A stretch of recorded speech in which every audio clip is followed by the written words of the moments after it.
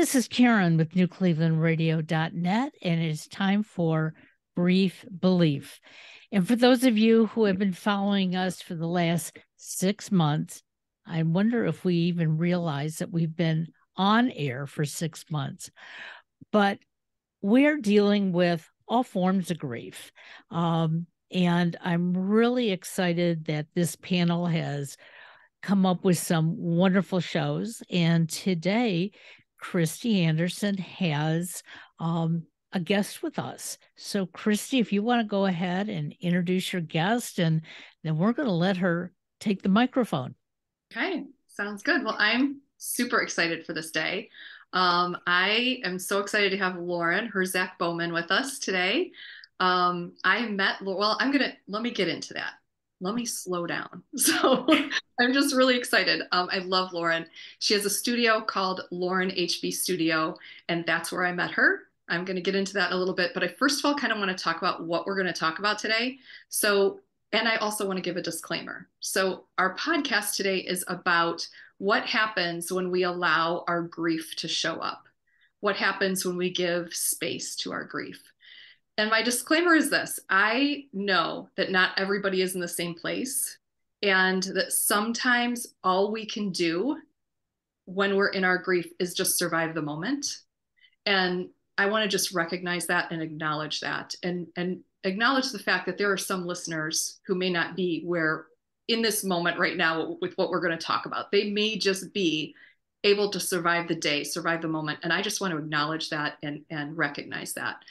I also know that as grievers, we oftentimes spend a lot of emotional energy trying to shove our grief away, not look at it, lock it up in a cell in the basement, and try to keep it away from us. And that is a lot of energy to do, to keep that grief, excuse me, just shoved away and not look at it.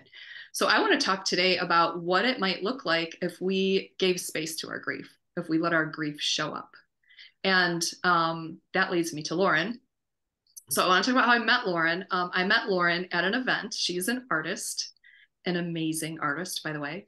And when I met her several months ago, was right after we started this podcast.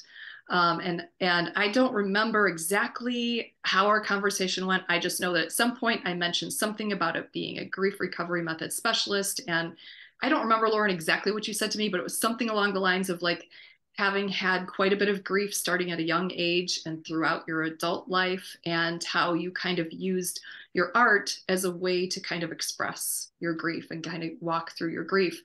That's not exactly what you said, but it was along those lines. And I just remember being like it actually took my breath away. And I was like, Lauren, like, would you maybe be on our podcast? And so I'm so grateful she said yes, and she's here today. So I'm really excited about that. But I do want to go over Lauren's bio, and her bio is amazing. So let me just go over this. Lauren was born and raised in Cleveland, Ohio. She received a BFA in ceramics from Bowling Green State University and an MFA in studio art from the University of Minnesota Twin Cities. She lives and works, I love this, she lives and works in a former electric car manufacturing factory in Lakewood, Ohio, called the Screw Factory. And that's where I met Lauren, was at the Screw Factory.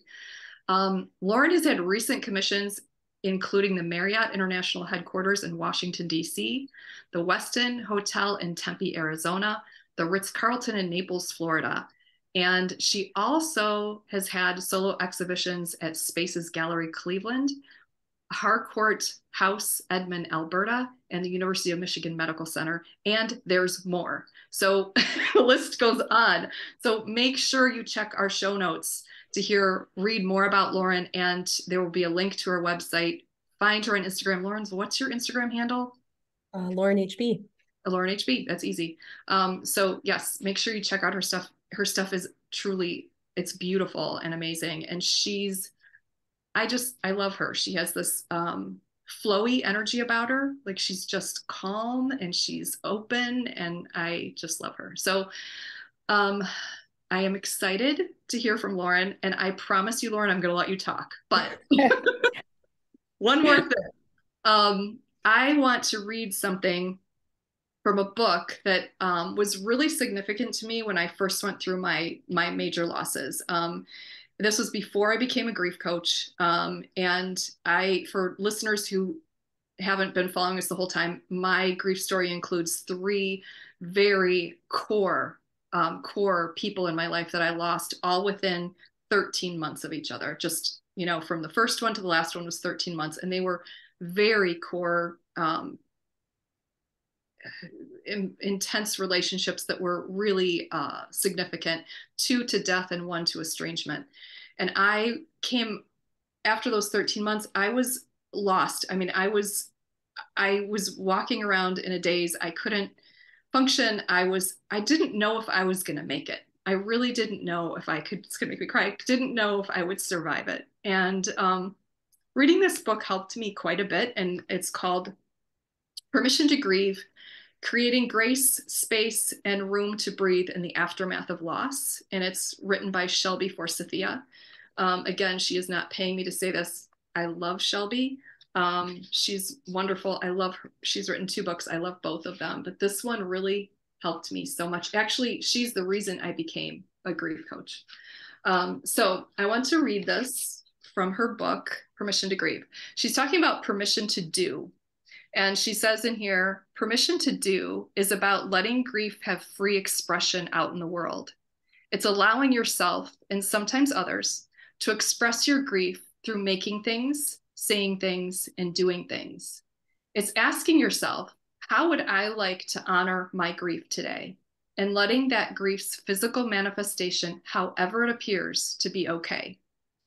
Permission to do is about allowing grief to be expressive and creative on an external level and honoring those physical creations as belonging to you and your loss.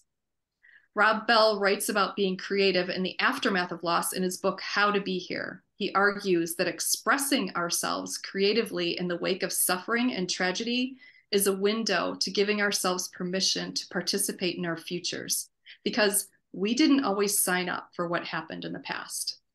And he gives some examples. Who starts cancer foundations? Usually people who have lost a loved one to cancer. Who organizes recovery groups? Mostly people who have struggled with addiction. Who stands up for the rights of the oppressed? Often people who have experienced oppression themselves. Then I would add, who becomes a grief coach? Somebody who's experienced intense grief. And then to finish the quote, we have power, more power than we realize. Power to decide that we are going to make something good out of even this. So I love that. This reminded me of my very first conversation with Lauren, and our conversation hopefully today. So Lauren, welcome. I'm so excited to have you here, and I'm so excited to hear your story. So would you just be willing to start your story? And I want to say too, for our other coaches here, if you have any questions for Lauren, just please raise your hand or a comment, and then you can jump in. And Lauren, if you have questions for us, ask it. Oh, sure. Well, thank you all for having me. Yeah, I'm one of those weird people whose ears perk up when I hear people talking about death. Probably because I think, now I'm in my 40s, but death had been a pretty big factor in my life at a really young age. So by the time I was 20, I was experiencing some very close losses, and I didn't really know anyone going through that stuff except for my family, also experiencing the loss. But yeah, so I started my art career in college, wanting to make pottery. And I had always been passionate about ceramics, found it at a really young age. I'm a very tactile person. And so I thought, I'm just going to make pottery. That sounds like a great life. Started school like that. And then about halfway through my schooling, my cousin, who was 20, we were both 20, was in a horrific car accident here in Brecksville, Ohio. There was 4 kids in the car. They were going too fast on a 25-mile-an-hour street, and 2 of them were thrown from the car and, died almost instantly. They put them on life support so we could just all come and say goodbye. And that was the death that, like, I think, well, it rocked my life. She was my best family friend. We were in the same year in school. We were friends in high school. So that's what kind of like woke me up to whoa, my grief is really intense and I don't know how to deal with it. I don't remember if someone told me to take it to my work, but I think I had already been taking some emotional quality to my work before. So it wasn't that foreign to me to say like, oh, okay, I'm going to try to like process this in my art. The first things, I mean, 20 years old, like, you're not supposed to die when you're 20, right? You're supposed to die when you're older. You're supposed to die after you've lived a whole life. She was super smart, super talented. Just, we were both headed to Europe that summer. We were going to meet up and we were both studying there. So, it just like everything just halted. And oddly, you want to hear something really strange? Oddly, that Christmas before, so this was in March, and that year, like December prior, she wrote all of our cousins, there's like 13 of us around the same age, a letter about how lucky it was to be us. That's like a phrase we use in our family, like lucky to be us. She wrote this letter, like, who's close with their third cousins? Like I don't know anyone who's close with their third cousins, but I have like 12 other cousins that I would say I'm closer with than anyone else. So she had just sent us this letter, this letter that we were like, no, that's so sweet, Sarah, and then she died. And it was just like, she was just ripped out of our lives. So I started trying to make art about this, but this kind of reminds me of what you were saying, Kristy, like the disclaimer, like what we're talking about today might not be, someone who might be grieving in a different place of their grief might not be ready for it. And it's like, I was not ready to make art about death and grieving and loss, but I was kind of forcing myself to. And so the things that came out, they just looked like these, like, they were just so tortured. I don't have any pictures I didn't send you any pictures. I'm not sure there's pictures from that time, but they were like cups with like writing on them, like I'm, just writing and like a lot of writing on these pieces. They just looked extremely tortured, but they weren't really communicating what I was really feeling, there's just like a lot of angry energy there. So I was just like, I don't know what I'm doing. I'm not happy with this. So I pulled back and took a completely different direction in my work. And I said, if I can't make artwork about this, I don't want to make artwork about anything. So I'm going to make art about form, about color, about completely abstract things. And I don't know if you know this, but there is always a huge abstract movement that comes after war. That's how we got all of our mid-century modern painters, the abstract expressionists. They all went to school after coming back from war, and they don't want to paint what they saw, so they paint color and energy. And so I kind of was like, I didn't realize I was doing that, but I was like, I'm not making art about anything. I don't want to think about this anymore. And started making the very abstract work. In the meantime, my mind had other plans for me, and I started like dreaming about her and her death. And her death was, at first the dreams were like just repetitive, like she just kept dying over and over again, and they started changing. And as I started accepting her grief, and there was a dream that we were playing in boxes as children, and I went to like climb into her box and she wasn't there.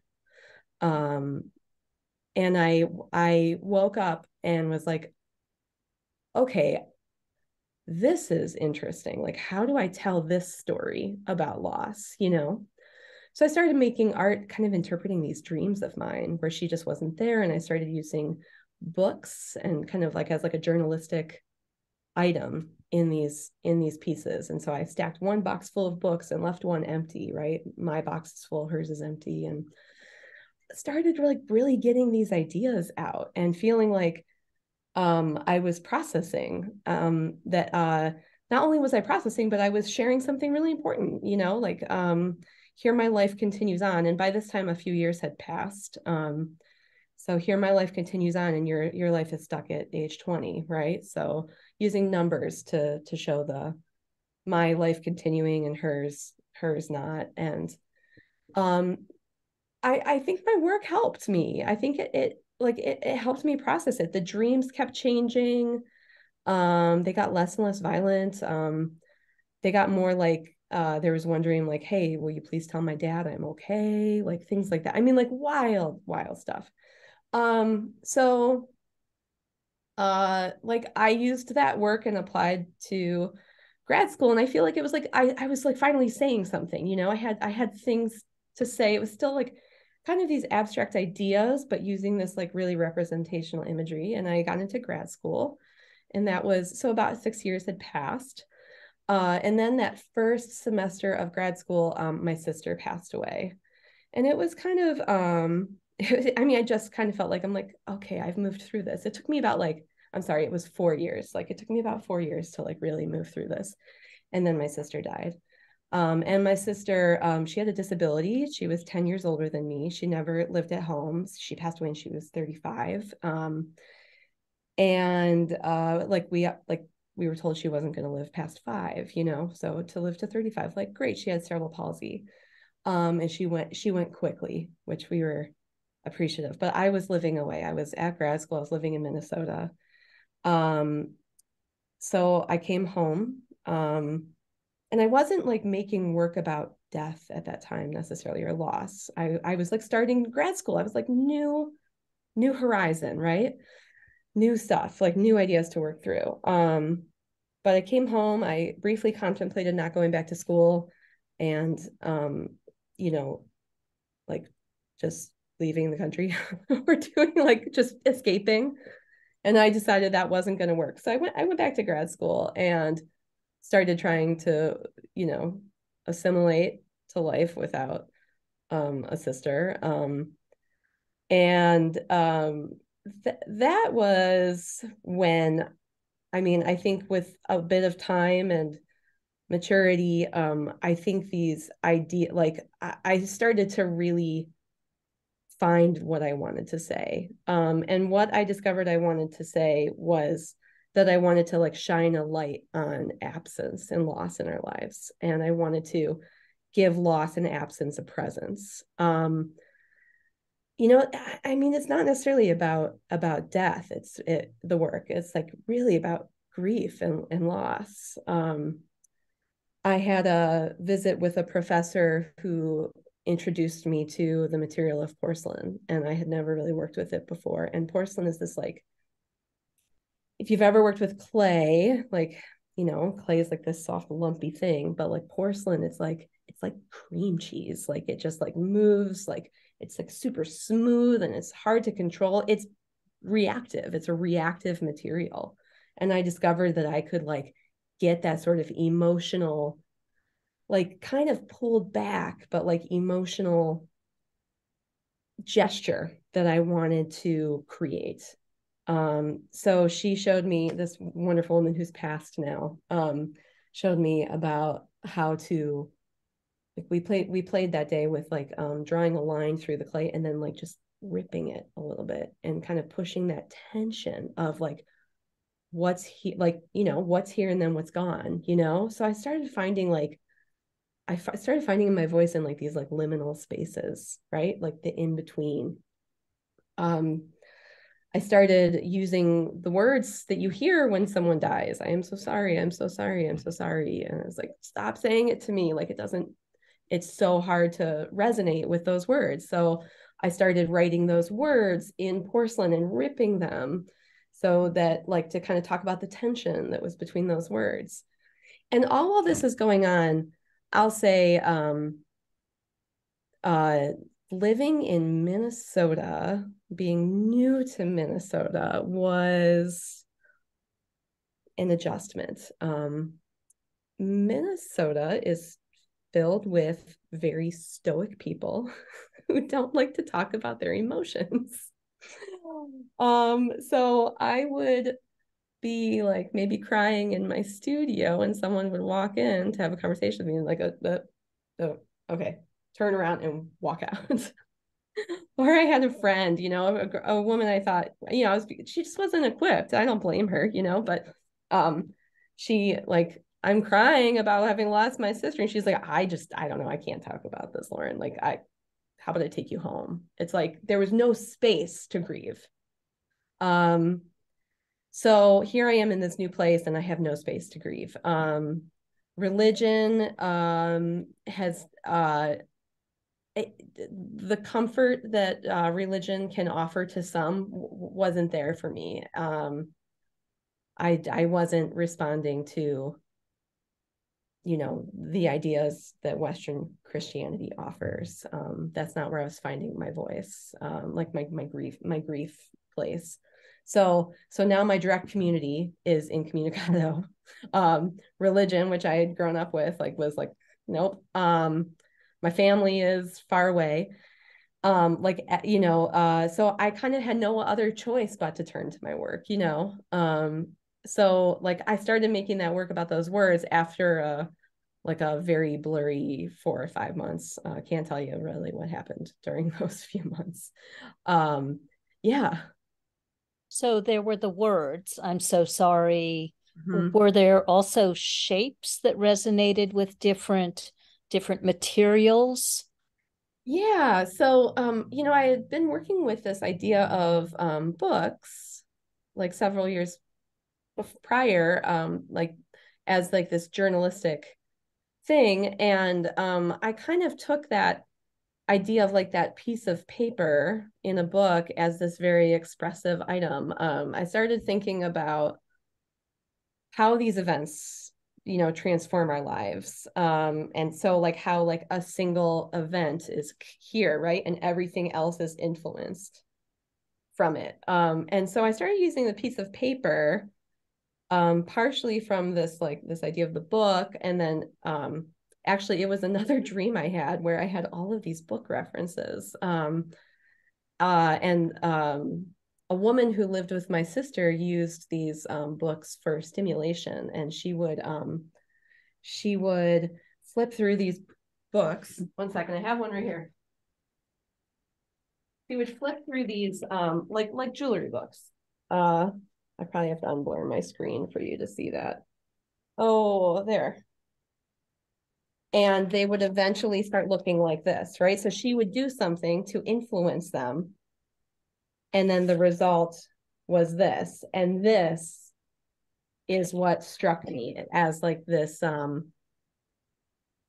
item that could start talking about what I wanted to say, which was like loss is real and physical, and grief has you know, has a physicality to it. And like I always felt like, you know, I was like, someone told me once to like when my sister died, like, okay, I'm going to turn you around backwards and now you have to walk backwards for the rest of your life. Right. And so like how you might stumble and what that might look like, and then how over time it might like smooth out a bit. Right. Yeah. So yeah. And so the form changes as you go along. Yeah. I actually had a brother who died when I was 25 and he was 23. Genetic enzyme deficiency, was meant to live to 10. Wow. So, you know, and just died. Yeah. And the world got very sharp. Like I saw very clearly, visually, like connected to everything in the world, this experience. And that I would bring into life what he no longer could. Mm-hmm. But the form of grief has changed over time. And so with other losses, there's been a familiarity. Mm-hmm. Oh, I've been through this before. And then also a dissonance. No, I haven't been through this before. This is different. Yeah. Yeah, absolutely. My grandmother, she lived to 93. She passed last year. And she went into hospice. She was in hospice for about 6 days, and I saw her for all 6 of those days. We were still in COVID stuff, and so I couldn't see her when she was in the hospital, but they allowed 2 at a time at hospice. And I remember saying to myself, like, I've been through this before. Like, why is this so hard? And then I'd say, oh yeah, I haven't been through this before. But I also realized I was telling myself, like, you know what? It's going to be okay when someone old dies because they're supposed to, right? Like, it's not okay. I was so unprepared for her death. I was so unprepared for her death. Even though I had all this time to say goodbye to her, and held her hand and rubbed her feet, and all the things I would have wanted to do for my sister. Like, no, I was not prepared at all. So yeah, I appreciate how you said that. It's almost like I don't know if you've ever experienced this while traveling. Like, when you're traveling, you're like more vulnerable to your environment, right? Because it's all new. And so everything stands out to you, and days feel like weeks. And I think, like, the way that you're talking about it, like the sharpness of life, like it kind of feels like after someone died, like you've been thrown into a foreign land. And so everything sort of matters and everything feels poignant. And yeah, I get that. I get that. Yeah. So it took me a few years and I mean in school to like, kind of work through the work I wanted to make. I started making sculptures about these that kind of reminded me of these books. And then I kind of took it bigger. I started making these site-specific temporary art installations. So they only existed for the moment in time that they were installed, and then they were gone. And I wanted to rip them out of people's lives. Like, I didn't want someone to be able to buy it. These are also permissions you're granted in grad school and when you're a college professor, the kind of making work that doesn't have to be for sale. Excuse me. But that's the beauty of it, So my thesis, my grad school thesis, was this like 55-foot long. I call it a hallway, but it was just the back of the gallery. Maybe it was like 8 or 10 feet wide, but it was like 55 feet long, and I built these walls that were covered in raw clay, so raw dried clay. Like, imagine like dirt drying, cracking, and I put a fiber in it because I installed them in the gallery and then like ripped them down in the space.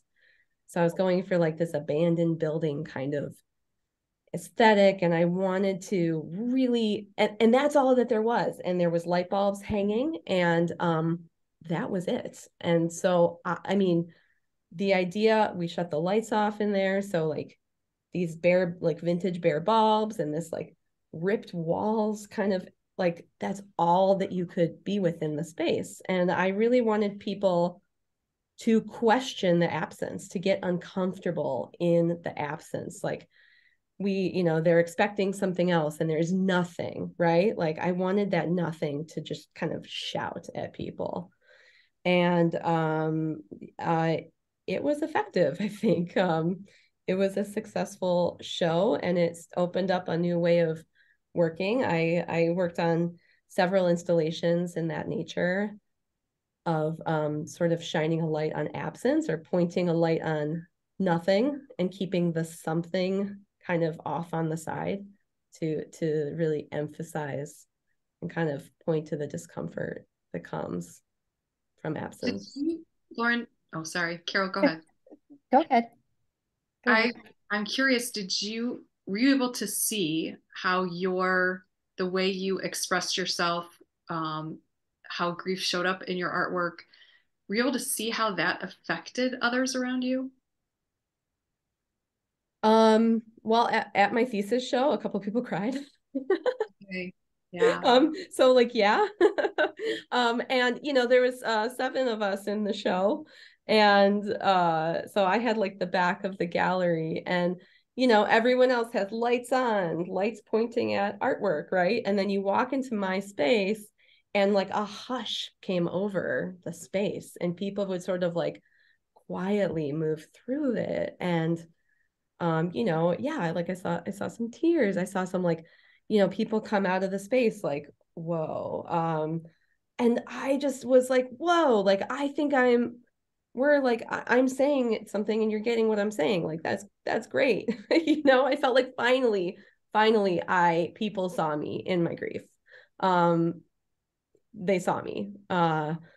So that was, yeah.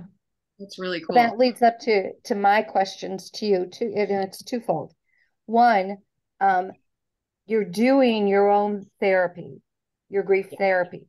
So I'd like to know what you have taken away from it and what you're doing with it now, because it's a process that continues forever. And then have you thought of doing grief art therapy with others? Yeah, so you just reminded me of something. I'm going to tell a therapy horror story real quick. After my sister passed, I went to see a therapist at our school, had my first session with her. I mean, this is the first time going to therapy. I think maybe I went when I was like 8, and this is like my first time going to therapy. I'm 25, 26. And we had one session, and on the second session, I'm talking all about my sister. The therapist starts crying. We are like 20 minutes in. She starts crying and she says, I'm sorry, I'm gonna have to end this session. We're done. And tells me to leave her office. I am like 6 weeks out, maybe from my sister dying. And this woman kicks me out of her office. And I have talked about that in therapy. So I didn't go back to therapy after that till 4 years later. I was well out of grad school. Yeah, like 4 or 5 years later, I went back. Yeah, that was really rough. And then I told the therapist what had happened, and she was like, "No, that's terrible." Yeah, I was self-therapizing for sure. I yeah, and it was intuitively though, which is interesting. You're doing it very intuitively through your dreams and through just your physical need for it, probably not as conscious about it until maybe later on as time went on. I would suspect that this was a therapeutic way for you to deal with grief. Were you aware of it initially, or it was something that kind of grew over time? I don't I don't I don't think I knew any other way to be, so I don't think I was like, oh, I'm like healing. Now I know that I can't live without making things. And it's just the way that I process, whether I'm sewing a dress or knitting something or pinching clay. Like there's somehow my emotional life is playing out through this work, and when I'm not making something, I'm extremely unhappy. So I feel like I'm missing a limb or something. I mean, in a sense, it's like I've talked about my relationship with art like as like my boyfriend, or but it's like now it's much different. It's like much more spiritual than that, I think. It's your well-being. It's my well-being, yeah. And so at some point I was done grieving, right? I mean, you're never done grieving. Like, I think I've learned to live with these deaths. But like at some point I was like done talking about it in my work. And that moment came maybe like 8 years after my sister's death.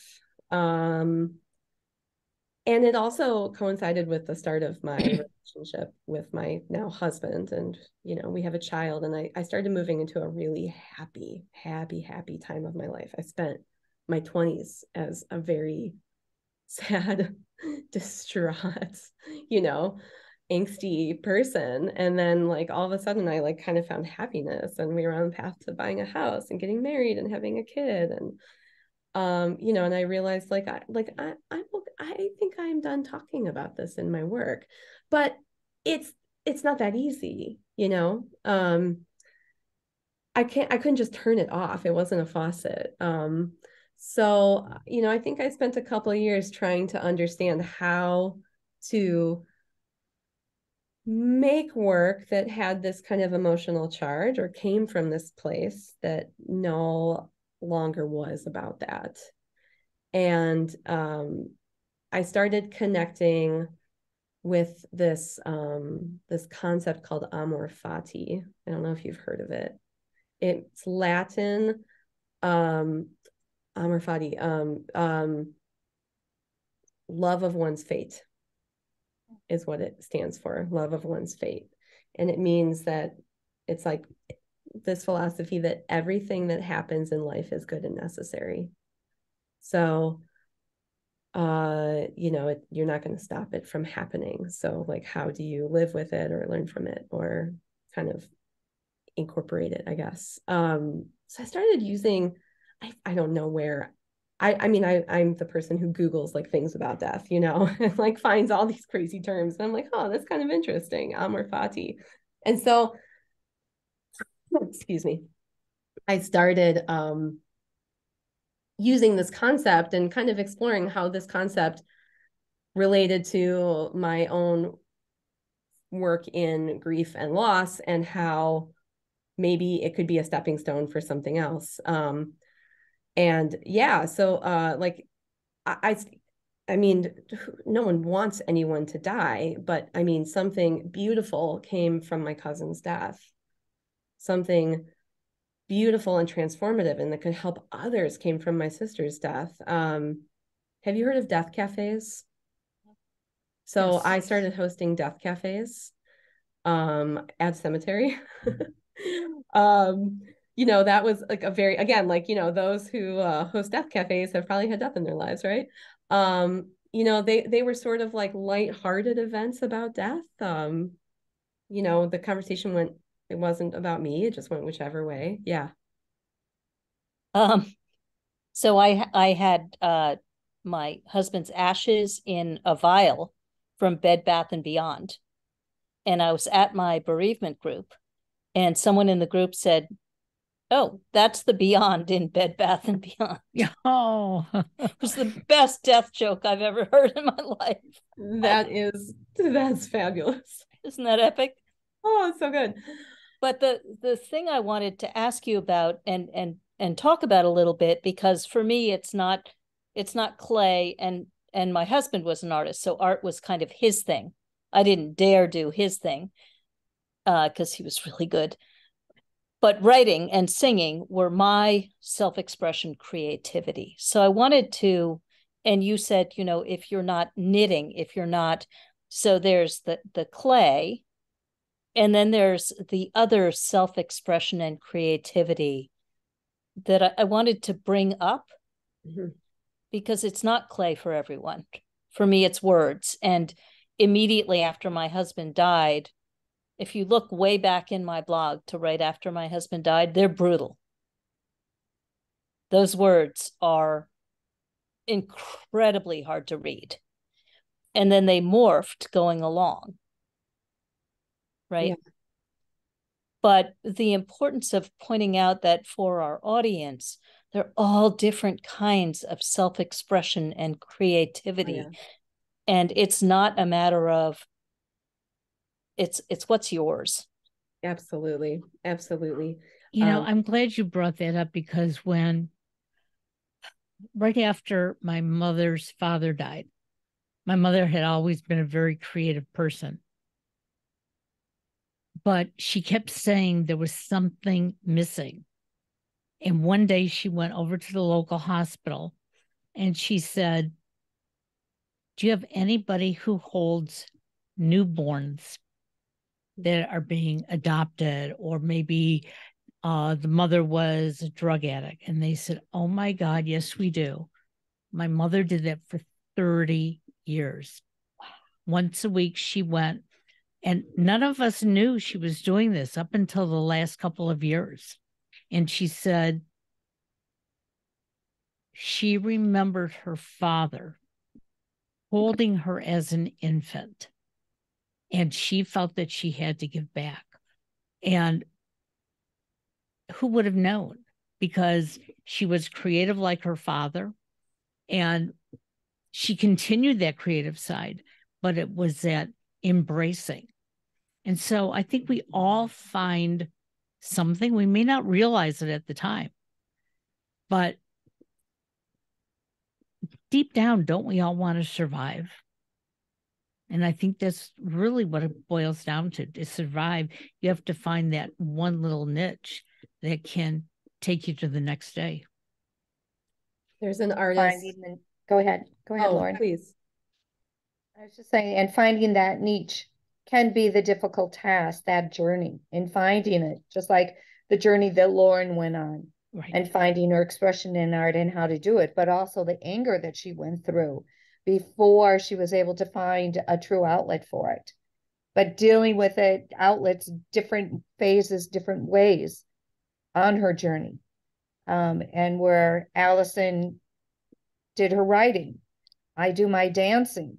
We all find a way to express ourselves and to find some joy and comfort in the grief that we're going through, because it does linger forever, but you learn to cope with it and how to cope with it. So I applaud you all. And Lauren, thank you so much for sharing with us your journey. Yeah. It's a beautiful one. It's a heartbreakingly beautiful journey that you've been on. Yeah, it is. And I'm happy I could make something of it. And that you talked about it too and share. Oh, I mean, Very I couldn't important. have talked about this like 10 years. I mean, I have talked about this topic a lot because my work is about it. But I mean, I'm now 17, almost 17 years out from her death. But I wanted to bring something up. There's a connecting thread between all of these different outlets that we all kind of find, and it's repetition. There's a very strong tie to repetition and grief. By repeating something, it's like every time you do it, you're in a different place, right? And your body, your brain remembers that. I remember reading about that, and that's something that sticks around for me in my work, even though it's not all directly about death anymore or loss, but it's something, I hear like in your dancing, in your writing, like in your mother's repeat visits, right? Like every time you repeat, it's like you're doing it again, but in a different way, with more distance from the thing, the event, the trauma, the death. Allison, yeah, I'm a little bit in a place of anticipatory grief. So my late husband, who died almost 7 years ago, left me his art and his mother. And I threw her 100th birthday party 2 weeks ago. And she and I had a very contentious relationship when he was alive. So it wasn't like we were warm and fuzzy. And we now have this beautiful relationship. But out of all these experiences of grief, in this moment, I'm slowing down with her. Because she's 100. And there will be however many moments there still are. But they're running out. And so what it's brought forth is this real understanding of what love is and what it is to stop and just be with another person. And there's grief there too. Do you think the slowing down is your way of starting to grieve? No, the slowing down is my expression of love. How so? Because I have many things. So she lives at home alone with my help and one other person at 100. And when I sit on the floor and take her feet in my lap and cut her nails and don't rush off to my next thing, that's love. So you're slowing down your time with her, not slowing down your time not being with her. Right. And it certainly makes a lot of sense. And I can understand that because, you know, as I've shared, when my mother had her stroke and we were told it could be a day, it could be a week, it could be years, I moved in with her. And my relationship with her totally changed. I actually listened to my mother, whereas phone calls prior, it'd be like, okay, I've heard it. But I changed because I wanted to absorb it all. And that's what you're doing now. Yeah, that was my fault. Allison, that was my fault that I was taking it. You were slowing down and that you were backing away from her as opposed to slowing down and sharing more time with her. So thank you for clarifying that. You're welcome. I feel like it is beautiful. I feel like there's a lot more we could talk about this. I have more questions I want to ask Lauren. We don't have time, but maybe another time we could have you back sometime. But I feel like there are questions I want to ask about because I know a lot of times when people go through a loss, sometimes the thing that they were doing creatively, they quit doing and they can't do it. So it's another aspect to kind of look at. So it's maybe a conversation for another time, but it's something that I wanted to talk to you about, but we are kind of running out of time. But I just want to thank you so much for being here. I so appreciate your story and being open and sharing it with us. And I'm sure that your words are speaking volumes to people listening. So gosh, thank you. And I feel like we're just like, you guys get together all the time. And I feel like I'm just touching the surface with all of you. So I have my own questions. So you'll have to have me back sometime. Oh, we definitely will. I'm happy to continue it next month. Would you like to come back next month and continue this conversation? Sure. I'm throwing it out there, Kristy. Let's talk. I would love to have her come back and continue this. Not next month because I'm not going to be here next month. Cheryl, it's your show next month. You could host her. But I'm not going to be there. I will wait for Kristy to come back. I will respect that, but let's definitely have Lauren back. Absolutely. Let's do it again. Thank you. Thank you so much. And hopefully on the next, even though we're going to put links into the show notes, the next time we have you back, could you show us some of your art? Oh yeah, absolutely. And I think I sent some pictures over. I do have some pictures. Yes. There's a bunch of stuff in front of me right now, but like this is the thing, the paper is the thing that is the most relevant, but I'd be happy to. And I just want to say thank you for creating this kind of space for these kinds of conversations. It's so important to have a place to go to talk about this. We thank you all. And Kristy, we're going to miss you next month, but we'll see you the following month. Okay. Yeah, so we have to, I don't care who has her back. It's fine, but I just want to be here. Okay. Fair enough. We'll figure that one out. Okay. Everybody have a wonderful day. And again, thanks for your participation. Talk to y'all soon. Bye. Bye.